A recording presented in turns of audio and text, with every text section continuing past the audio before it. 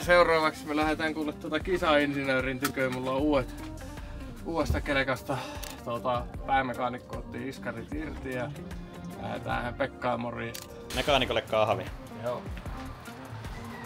Aikanaan Pekan kanssa ollaan Oulutsoneissa kävi reenaamassa.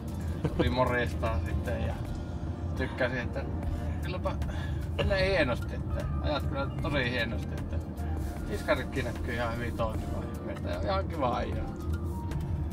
Sitten tuli Pekan kanssa puheeksi, että no, ollaan se Pekka laittaa mulle niitä iskareita ja Pekka, että no, aletaan tekemään ja siitä sitten lähti ja viime kausi tehtiin tosi paljon töitä yhdessä ja nyttenkin voin sanoa, että se yksi päivä Pekan kanssa mietittiin, kun soiteltiin, että Pekka sanoi mulle Aleksi, että me ollaan 7 kuukautta tehty töitä yhdessä, että ollaan soiteltu ja puhittu ja käyty asioita läpi.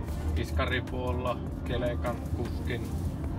Ollaan jopa mentaalipuolta kaikkia sivuttu ja käyty kaikkia aiheita läpi ja yritetään kehittää meitä etteen käsin tässä.